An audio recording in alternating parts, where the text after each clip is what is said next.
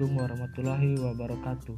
Perkenalkan, nama saya Iwayan Ardi Wiranata, NIM D1A1210074 dari jurusan Agribisnis Fakultas Pertanian Universitas Halu Oleo.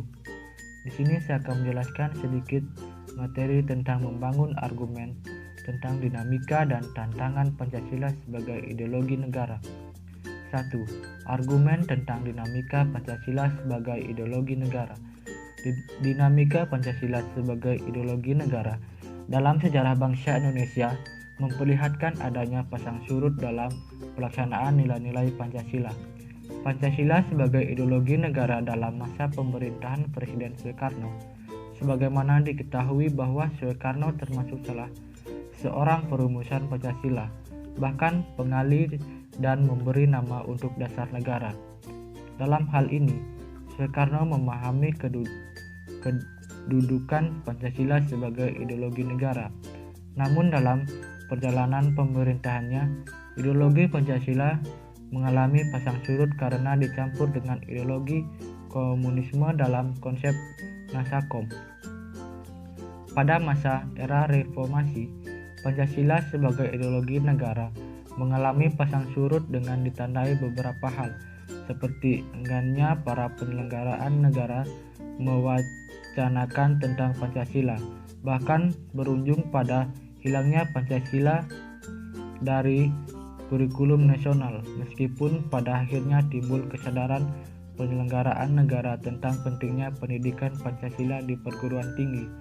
2. Argumen tentang tantangan terhadap Pancasila sebagai ideologi negara. Pada bagian ini akan ditemukan berbagai tantangan terhadap Pancasila sebagai ideologi negara.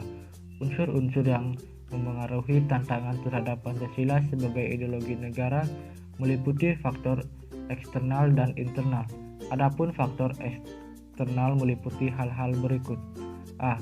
Pertarungan ideologis antara negara-negara superpower, antara Amerika Serikat dan Uni Soviet antara 1945 sampai 1990 yang berakhir dengan bubarnya negara Soviet sehingga Amerika menjadi satu-satunya negara superpower. B. Menguatnya isu kebudayaan global yang ditandai dengan masuknya berbagai ideologis asing dalam kehidupan berbangsa dan bernegara karena keterbukaan informasi. C. Meningkatnya kebutuhan dunia sebagai akibat pertambahan penduduk dan kemajuan teknologi sehingga terjadi eksploitasi terhadap sumber daya alam secara masif. Dampak konkretnya adalah kerusakan lingkungan seperti banjir dan kebakaran hutan. Adapun faktor internal meliputi hal-hal sebagai berikut. A. Pergantian rezim yang berkuasa melahirkan kebijakan politik yang berorientasi pada kepentingan kelompok atau partai sehingga ideologi Pancasila sering terabaikan. B. Penyalahgunaan kekuasaan atau korupsi mengakibatkan rendahnya kepercayaan masyarakat terhadap rezim yang berkuasa sehingga kepercayaan terhadap ideologi menurun drastis. Ketidakpercayaan terhadap partai politik atau parpol juga berdampak terhadap ideologi negara.